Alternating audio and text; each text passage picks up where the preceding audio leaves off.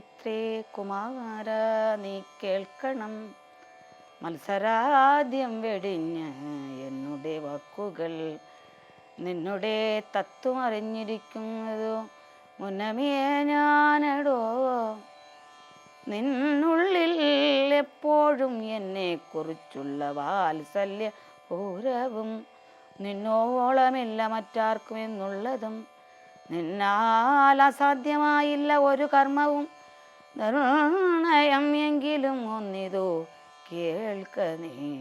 ദൃശ്യമായുള്ളൊരു രാജ്യദേഹാദിയം, വിശ്വവും നിശേഷ ധാന്യധനാദിയം. സത്യമെന്നാകിലേ തൽപ്രയാസം തവ യുക്തം.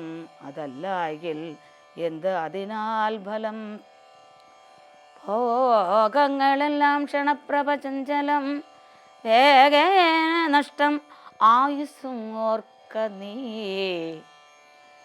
വന്നേ സംതപ്തലോകസ്താംബുബിന്ദൂനാം സന്നിഭം മർത്യജന്മം ക്ഷണഭംഗുരം. ചക്ഷുശ്രവണകളസ്തമാം ദർദുരം ഭക്ഷണത്തിനപേക്ഷിക്കുന്നതുപോലെ. കാലാഹീന പരിഗ്രസ്തമാം ലോകവും ആലോല ചേതസാ ഭോഗങ്ങൾ തേടുന്നു. പുത്രമിത്രാർത്ഥകളത്രാദിസംഘം എത്രയും അല്പകാലസ്ഥിതമോർക്ക നീ. പാന്തർ പെരുവഴിയമ്പലം തന്നിലെ താന്തരായി കൂടി വിയോഗം വരും പോലെ.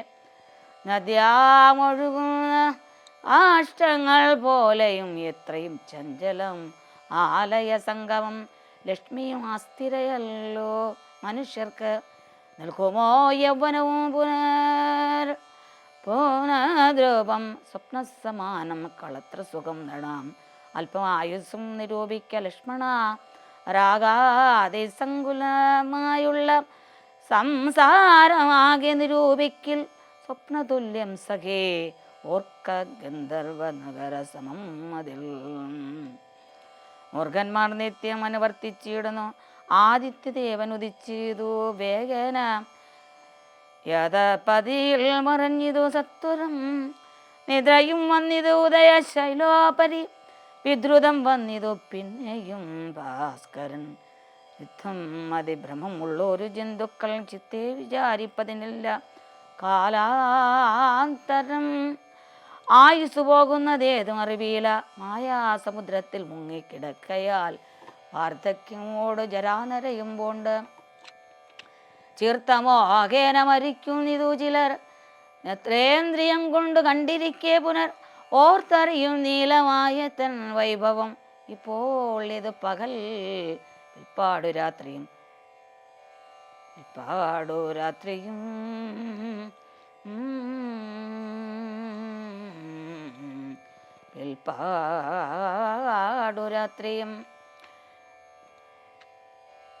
ഇപ്പോൾ ഇതു പകൽ, പിൽപ്പാടു രാത്രിയും പിൽപ്പാട് പിന്നെ പകലുണ്ടായി വരും. ഇപ്രകാരം നിരൂപിച്ചു മൂഢാത്മാക്കൾ ചിൽ പുരുഷൻ ഗതി ഏതും അറിയാതെ. കാലസ്വരൂപനാം ഈശ്വരൻ തന്നെ ലീലാവിശേഷങ്ങളൊന്നും ഓരാകിയാൽ ആമകും പാമ്പും സമാനം. ആയുസ് ഉടൻ ഏതും ധരിക്കുന്നതില്ലാരുമേ. രോഗങ്ങളായുള്ള ശത്രുക്കളും വന്നു ദേഹം നശിപ്പിക്കും ഏവനം നിർണയം. വ്യാഘ്രിയെപ്പോലെ ജരയും അടുത്തു വന്നു ആക്രമിച്ചിടും ശരീരത്തെ നിർണയം. മൃത്യുവും കൂടൊരു നേരം പിരിയാതെ ഛിദ്രവും പാർത്തി ഉള്ളിലിരിക്കുന്നു. ദേഹം നിമിത്തം അഹം ബുദ്ധി കൈക്കൊണ്ടു മോഹം കലർന്നു ജന്തുക്കൾ നിരൂപിക്കും. ഭ്രമണോകം നരേന്ദ്രോകം അഡ്യോഗമെന്ന് ആമ്രേടിതം കലർന്നിടും ദശാന്തരെ. ജന്തുക്കൾ ഭക്ഷിച്ചു കാഷ്ടിച്ചു പോകിലും വെന്തു വെണ്ണീറായി ചമഞ്ഞു പോയിടിലാം. മണ്ണിനു കീഴായി കൃമികളായി പോകിലാം. നന്നല്ല ദേഹം നിമിത്തം മകാമോഹം മാംസ രക്താസ്ഥി പിൻമൂത്രരേതസം മേളനം പഞ്ചഭൂതൈക നിർമ്മിതം. മായാമയമായി പരിണാമിയായൊരു കായം. വിരാഗിയായുള്ള നദീ ധ്രുവം ഏകാഭിമാനം നിമിത്തമായുണ്ടായി. മോഹേന ലോകം ദയിപ്പിപ്പതിന്നു നീ മാനസത്താരിൽ നിരൂപിച്ചതും തവ ജ്ഞാനമില്ലായ്കയെന്നറിക നീ ലക്ഷ്മണ. ദേഹങ്ങളൊക്കവേ ഏകാഭിമാനിനാം ക്ഷേണമെന്നനുഭവിക്കുന്നത് ഓർക്ക നീ. ദേഹോകം എന്നുള്ള ബുദ്ധി മനുഷ്യർക്ക് മോഹമാതാകും അവിദ്യ ആകുന്നതും.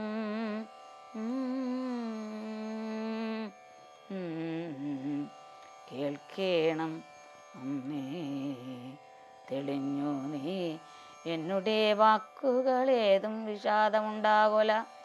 ആത്മാവിനേതും പീഡയുണ്ടാകരുത്.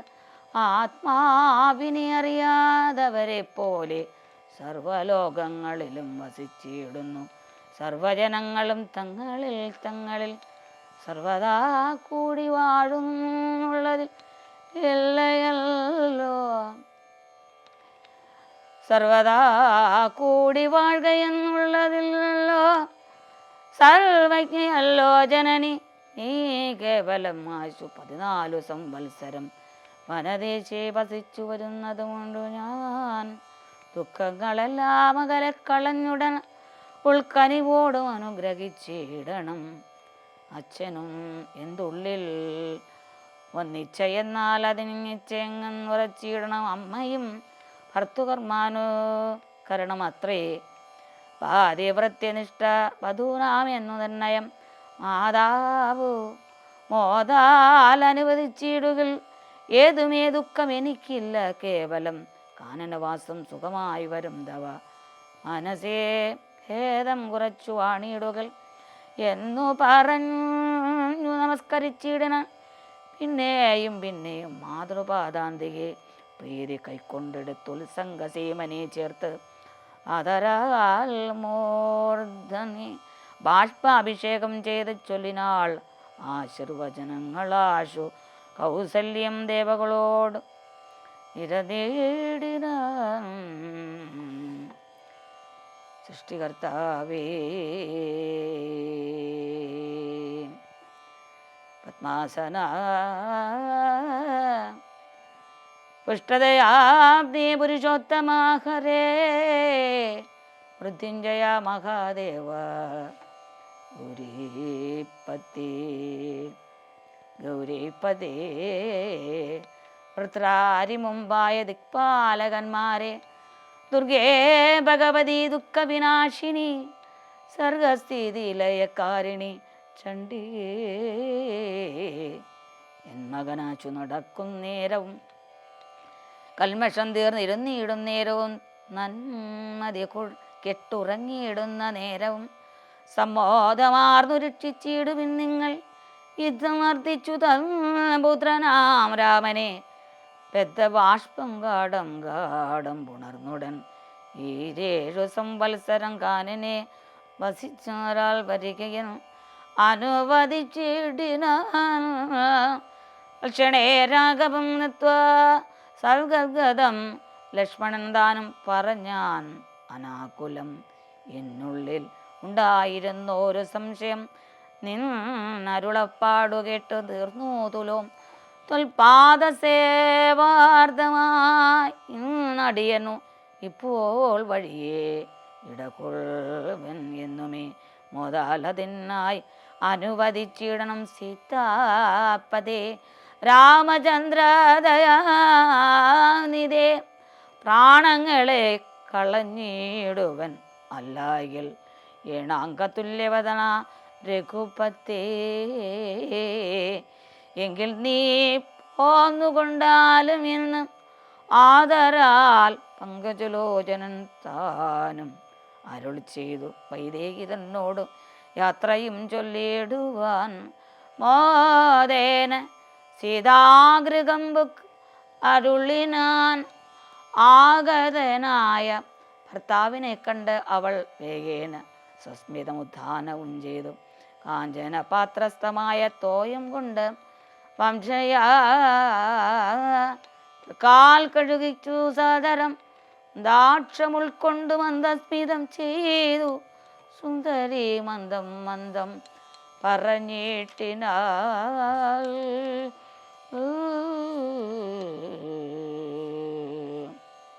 രാമനെ ചിന്തിച്ചു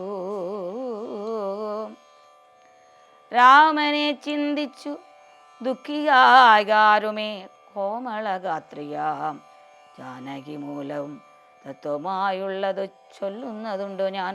ചിത്തം തെളിഞ്ഞു കേട്ടിടുവിനേവരും രാമനാകുന്നത് സാക്ഷാൽ മഹാവിഷ്ണു രാമരസാക്ഷനാം ആദിനാരായണൻ ലക്ഷ്മണനായതാനന്ദൻ ജനകജ ലക്ഷ്മീ ഭഗവതി ലോകമാതാ പര മായാഗുണങ്ങളെ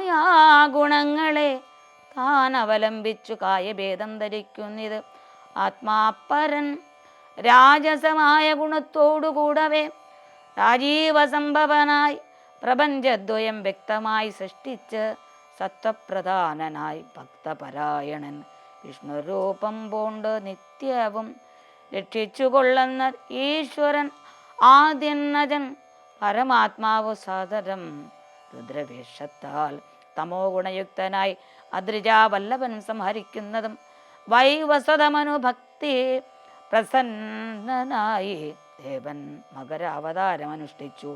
വേദങ്ങളെല്ലാം ഹയഗ്രീവനെ കൊന്ന് ഏതാവിനാക്കി കൊടുത്തത് ഈ രാഘവൻ അതോ നിധിമദനേ പണ്ടുമന്തരം പാതാളലോകം പ്രവേശിച്ചതു നേരം. നാരായണൻ പുരുഷോത്തമൻ അവ്യയൻ കാരണമാനുഷൻ രാമൻ മനോഹരൻ രാവണ ദിഗ്രഹാർത്ഥം വിപിനത്തിനു ദേവഹിതാർത്ഥം ഗമിക്കുന്നതിന് കാരണം മന്ദരയല്ല കൈകേയിയുമല്ല ആരും കൈകേയിയല്ല ആരും ഭ്രമിക്കായ രാജാവുമല്ലല്ലോ വിഷ്ണു ഭഗവാൻ ജഗന്മയൻ മാധവൻ വിഷ്ണു മഹാമായാദേവി ജനകജ സൃഷ്ടി സ്ഥിതി ലയകാരിണി തന്നോടും പുഷ്ടപ്രമോദം പുറപ്പെട്ടതിപ്പോൾ ഇന്നലെ നാരദൻ വന്ന് ചൊന്നാൻ അവൻ തന്നോട് രാഘവൻ താനും അരുൾ ചെയ്തു. നക്തഞ്ചരാന്വയത ഗ്രഹത്തിനു ഞാൻ വ്യക്തംബനത്തിനു നാളെ പുറപ്പെടും എന്നതുമൂലം ഗമിക്കുന്നു.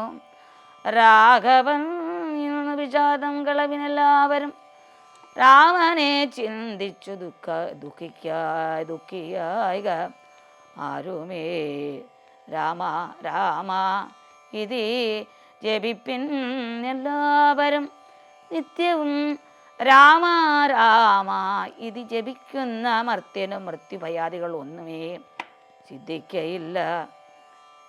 അല്ലാതെയല്ല കൈവല്യവും സിദ്ധിക്കുമേവനും എന്നതു നിർണയം.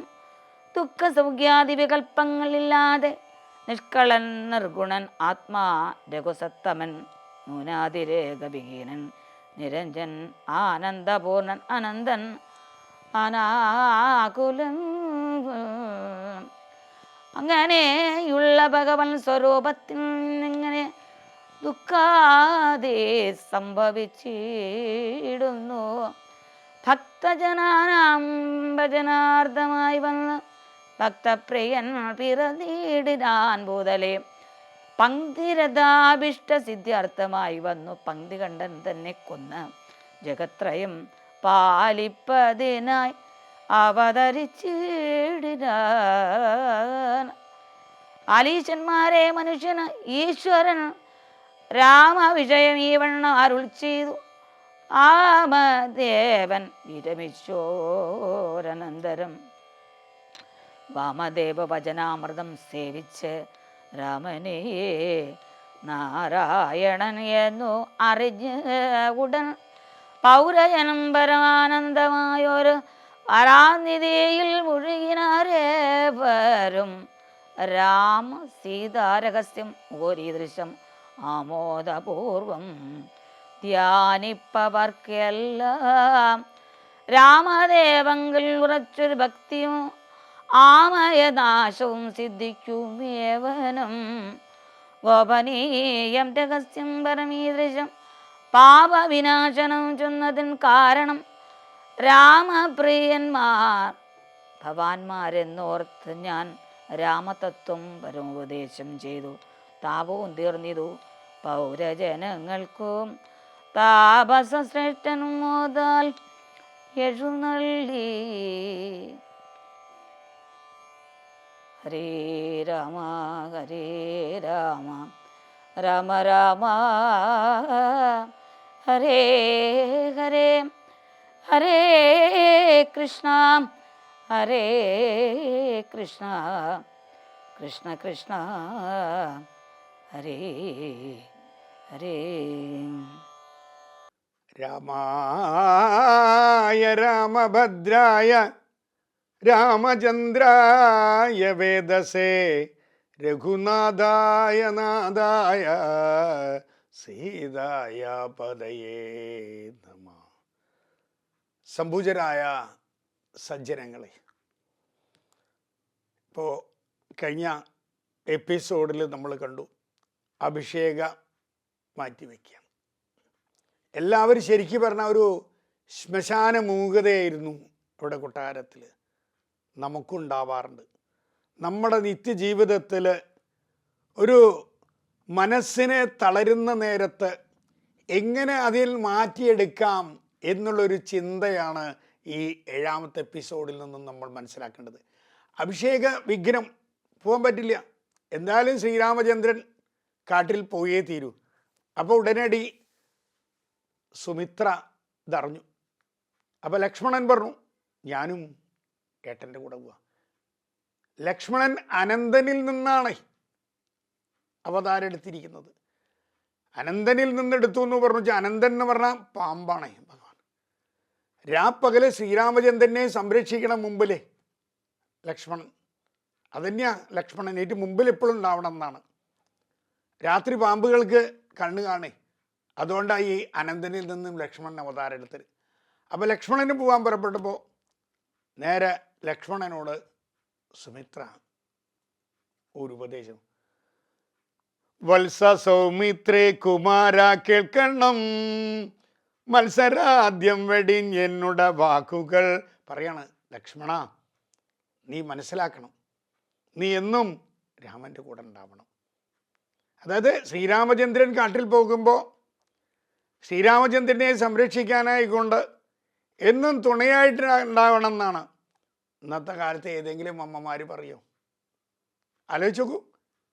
സ്വന്തം ഏട്ടൻ രാജ്യം ഉപേക്ഷിച്ചുകൊണ്ട് വനത്തിൽ പോകുമ്പോൾ ഇന്ന് ഏതെങ്കിലും ഒരു സ്ത്രീകൾ പറയോ തൻ്റെ മകനെ എങ്ങനെ കാട്ടിലേക്ക് പറഞ്ഞേക്കാൻ? ഇല്ല. അപ്പോൾ നാം മനസ്സിലാക്കേണ്ടത് ഇവിടെ ഏറ്റവും ചിന്തിക്കേണ്ട വിഷയം എന്താണെങ്കിൽ സന്തോഷം എവിടെ ലഭിക്കുന്നു എന്നുള്ളതാണ്. നമ്മുടെ ഉള്ളിൻ്റെ ഉള്ളിൽ ആകെ ദുഃഖവും അതുപോലെ തന്നെ ക്ഷീണമൊക്കെ മനസ്സിനങ്ങ് തട്ടിയിരിക്കുന്ന സമയത്ത് മനസ്സെന്ന് പറഞ്ഞാൽ സങ്കല്പ വികല്പമാണ്. അത് ഇടയ്ക്ക് അങ്ങോട്ട് മാറിക്കൊണ്ടിരിക്കുക. അപ്പോൾ ആ മനസ്സിൻ്റെ ആ സന്തോഷത്തെ മാറ്റി ദുഃഖത്തെ മാറ്റി സന്തോഷമാക്കണമെങ്കിൽ എന്ത് വേണം? ആ ഭഗവാൻ മനസ്സിലുണ്ടാകണം. അപ്പോൾ ഈ ശ്രീരാമചന്ദ്രൻ്റെ കൂടെ ലക്ഷ്മണനോട് പറയണേ, ലക്ഷ്മണ നീ മനസ്സിലാക്കണം, ഈ വളരെ പ്രത്യേകം ഏറ്റവും സന്തോഷമാണ് പറഞ്ഞു. രാമം ദശരഥം വിദ്ധി മാം വിദ്ധി ജനകാത്മജം അയോധ്യാമടവിം വിദ്ധി ഗച്ഛതാദയദാസുഖം. ഉപദേശിക്കുക, രാമൻ ദശരഥനാണ്. സുമിത്രോപേക്ഷം ഭയങ്കര തന്നെയാണ്. രാമൻ ദശരഥന പറഞ്ഞ എന്താ? ലക്ഷ്മണ, രാമൻ ദശരഥനെ പോലെയല്ല. നിന്റെ ഏട്ടൻ്റെ കൂടെ നീ പോകുമ്പോൾ രാമൻ നിനക്ക് അച്ഛനാണെന്നാണ്, അച്ഛനെ പോലെയല്ല. അതുപോലെ തന്നെ മാം വിദ്ധി ജനകാത്മജം, സീത അമ്മയാണെന്നാണ്. സ്വന്തം മകനോട് പറഞ്ഞു കൊടുക്കുക സീത അമ്മയാണെന്നാണ്, അമ്മയെ പോലെയല്ല. അയോധ്യ അടവിമിതി, അതായത് നീ വനത്ത് പോകുമ്പോൾ അത് അയോധ്യനെയാണെന്നാണ്. അതായത് അത്രയും സേവിക്കണം എന്നാണ് പറയുന്നത്. സത്യത്തില് ഈ വാക്കുകളുണ്ടല്ലോ, ഈ ഉപദേശം, ഇത് ഇന്നത്തെ കാലത്ത് കുടുംബങ്ങളിൽ കല്യാണം കഴിച്ച് ഭർത്തൃ വീട്ടിൽ പോകുന്ന സമയത്ത് മകളുടെ വലതു ചെവിയിൽ മന്ത്രിക്കേണ്ട മന്ത്രമാണത് എന്നാണ്. എന്താ മന്ത്രിക്കേണ്ടത്? മോളെ, ഭർത്താവിൻ്റെ അച്ഛൻ നിന്റെ അച്ഛനാ, ഭർത്താവിൻ്റെ അമ്മ നിന്റെ അമ്മയാ, ഭർത്താവിൻ്റെ വീട് നിന്റെ വീടാ. അങ്ങനെ ഉപദേശിക്കണം. അതാണ് പുരാണങ്ങളും പറയണത്, തന്നെയാണ് ഞങ്ങൾ ആചാര്യന്മാരും പറയണത്. പക്ഷേ വൈകുന്നേരം ദൃശ്യമാധ്യമങ്ങളിൽ ചില കഥകൾ ഇങ്ങനെ വരും. ആ കഥകളിലെങ്ങനെയാ? മോളെ, അത് നിന്റെ വീടല്ല, നിന്റെ വീട് ഇവിടെയാണ്, എന്തെങ്കിലും പ്രശ്നം ഉണ്ടെങ്കിൽ നീ എന്നെ അങ്ങോട്ട് വിളിച്ചോ എന്ന് പറഞ്ഞ് കുടുംബത്തിൽ കലഹമുണ്ടാക്കുന്ന കഥകൾ. നല്ലതും ഉണ്ട് കേട്ടോ, പല ചാനലുകളിലും നല്ല നല്ല കാര്യങ്ങളുണ്ട്, നല്ല നല്ല ഇഷ്ടം പോലെ കഥകളുണ്ട്. അതിൻ്റെ ഇടയിൽ ചില കുടുംബത്തെ നശിപ്പിക്കാവുന്ന കഥകളും കാണാം. അപ്പോൾ ദൃശ്യമാധ്യമങ്ങളിലെ ചില കഥകളെല്ലാം പറയുന്നില്ല, അവിടെ ഈ കുടുംബത്തിൽ എങ്ങനെ കലഹം ഉണ്ടാക്കാം എന്നുള്ള നേരത്തെ. കാരണം എന്താ? പുരാണം എങ്ങനെയാണ് പറഞ്ഞിരിക്കുന്നത്? മകളെ കല്യാണം കഴിച്ചു കൊടുത്താൽ മകളുടെ വീട് അവിടെയാണ്, മകളുടെ അച്ഛൻ ഭർത്താവിൻ്റെ അച്ഛനാണ്, മകളുടെ അമ്മ ഭർത്താവിൻ്റെ അമ്മയാണ്. അപ്പോൾ പിന്നെ പ്രശ്നമില്ല. ഇത് ഇവിടുന്ന് ഇങ്ങനെ ഇൻസ്പയർ ചെയ്ത് വിടുക. അവിടെ ചെന്ന മകൾക്ക് എന്തെങ്കിലും തെറ്റ് കണ്ടുപിടിച്ചാൽ മതി. അച്ഛനോട് പെരുമാറുക എങ്ങനെയാ? ഇതിൻ്റെ അച്ഛനല്ല, എൻ്റെ അച്ഛൻ അവിടെയാ, ഇതിൻ്റെ അമ്മ. അപ്പം അങ്ങനെയുള്ളൊരു മനോഭാവം ഇന്നത്തെ തലമുറയ്ക്കില്ല. കാരണം എന്താ? രാമായണം വായിക്കില്ല. അപ്പോൾ രാമായണം വായിച്ച് ഈ തത്വം ലഭിച്ച അമ്മമാര് മക്കൾക്കിത് പറഞ്ഞു കൊടുക്കുമ്പോൾ കുടുംബത്തിൽ ഭദ്രത ഉണ്ടാവും, ഡൈവേഴ്സ് ഉണ്ടാവില്ല. ഇന്ന് കല്യാണം കഴിച്ചു കഴിഞ്ഞാൽ എന്നാ ഡൈവേഴ്സ് ചെയ്യാന്ന് ചിന്തിക്കേണ്ട കാലഘട്ടമാണ്. കാരണം എന്താ? ഈ പുണ്യപുരാണങ്ങളിൽ പറഞ്ഞിട്ടുള്ള ആ തത്വങ്ങളെല്ലാം തന്നെ നിത്യജീവിതത്തിൽ പാലിക്കാനാണ്, അതാരും പാലിക്കണില്ല എന്നാണ് പറഞ്ഞത്. അപ്പോൾ ഈ ലക്ഷ്മണോപദേശം ഏറ്റവും ഇതാണ്. ഒരു ജീവിതത്തിൽ ഒരു പുത്രധർമ്മം എന്താണ്, മാതാവിൻ്റെ ധർമ്മം എന്താണ്, പിതാവിൻ്റെ ധർമ്മം എന്താണ്, എങ്ങനെ ഒരു കുടുംബത്തിൽ നല്ല രീതിയിൽ സന്തോഷം ഉണ്ടാക്കാം എന്നുള്ളത് വ്യക്തമാക്കി കൊടുക്കുന്നതാണ് രാമായണം. ഇപ്പോൾ ഭാര്യ ഭർത്തൃബന്ധം ഏറ്റവും കൂടുതൽ രാമായണത്തിലാണ്. ഏതുപോലെ ആയിരിക്കണം ഭാര്യയും ഭർത്താവും അറിയോ? ശ്രീരാമനും സീത എങ്ങനെയാണ്? അതുപോലെ ആയിരിക്കണം. ശ്രീരാമൻ എപ്പോൾ പോകുമ്പോഴും സീത ഒപ്പം ഉണ്ടാവും. ശരിക്കും പറഞ്ഞാൽ 63 എന്ന് വേണമെങ്കിൽ നമുക്ക് പറയാം. 6 ഇങ്ങനെ ഇടത്തോട്ട്, 3 ഇങ്ങനെ വലത്തോട്ട്. കാരണം അഭിമുഖമാണല്ലോ, സന്തോഷമാകുമ്പോൾ അഭിമുഖമാണല്ലോ. തെറ്റിക്കഴിഞ്ഞാലോ ഭർത്താവ് അങ്ങോട്ട് തിരിഞ്ഞിരിക്കും, ഭാര്യ ഇങ്ങോട്ട് തിരിഞ്ഞിരിക്കും. അപ്പോൾ 63 എന്തായിട്ട് മാറും? 36 അങ്ങോട്ടും ഇങ്ങോട്ട് തിരിക്കും. അപ്പോൾ 36നെ 63 ആക്കാനാ രാമായണം. ഇനി അത് പോട്ടെ, ഏട്ടനും അനിയനും എങ്ങനെ വേണം? സഹോദര സൗഹൃദം ഊട്ടിയുറപ്പിക്കുന്നതാ രാമായണം. നമ്മുടെ പല വീടുകളിലും അറിയാം. ശരിക്കും വേണ്ടത് എങ്ങനെയാ? ശ്രീരാമനും ലക്ഷ്മണനും നല്ല യോജിപ്പാ. 63 ഭാര്യ, 6 ഇങ്ങനെ ഇടത്തോട്ട്, 3 ഇങ്ങനെ വലത്തോട്ട്. നമ്മുടെ പല വീടുകളിലോ 36. ഏട്ടൻ ഇങ്ങോട്ട് തിരിക്കും, അനിയനോ അങ്ങോട്ട് 36. അപ്പം 36ന് എന്ത് വേണം? 63 ആക്കണം. അപ്പോൾ 1 സെൻറ്റ് ഭൂമിക്ക് വേണ്ടി കോടതി കയറി ഇറങ്ങുന്ന ഇഷ്ടം പോലെ ആൾക്കാരെ നമുക്ക് കാണാം. ഈ രാമായണത്തെ പോലെയുള്ള പുരാണങ്ങൾ പഠിച്ചുകൊണ്ട് കുടുംബത്തിൽ സന്തോഷം എങ്ങനെ ഉണ്ടാക്കാം, കുടുംബത്തിൽ ഭദ്രത എങ്ങനെ ഉണ്ടാക്കാം എന്ന് വ്യക്തമായി പറഞ്ഞിരിക്കുന്ന ഈ തത്വം നിത്യജീവിതത്തിൽ പകർത്തിക്കഴിഞ്ഞാൽ ഒരു ടെൻഷനും ഇല്ല. അപ്പോൾ രാമായണം നമുക്ക് തരുന്നത് ഒരു കുടുംബത്തിൽ സന്തോഷം എങ്ങനെ ഉണ്ടാക്കാം, ഒരു സമൂഹത്തിൽ സന്തോഷം എങ്ങനെ ഉണ്ടാക്കാം, ഒരു രാഷ്ട്രത്തിൽ സന്തോഷം എങ്ങനെ ഉണ്ടാക്കാം എന്ന് വ്യക്തമായി തെളിയിച്ചു തരുന്നത് തന്നെയാണെന്ത്? ഈ രാമായണം. അപ്പോൾ രാമായണത്തിൻ്റെ പ്രസക്തി പ്രത്യേകിച്ചും ഈ കലിയുഗത്തിൽ ഇത് മനസ്സിലാക്കണം. ഇന്ന് ലോകമെമ്പാടും ഇത് നോക്കിക്കൊണ്ടിരിക്കുകയാണ്. നിങ്ങൾക്കെല്ലാവർക്കും തന്നെ ഗുരുവായൂരപ്പൻ്റെയും അതുപോലെ തന്നെ ശ്രീരാമചന്ദ്ര പ്രഭുവിൻ്റെയും അനുഗ്രഹം ഉണ്ടാവാൻ ആത്മാർത്ഥമായി പ്രാർത്ഥിക്കുന്നു.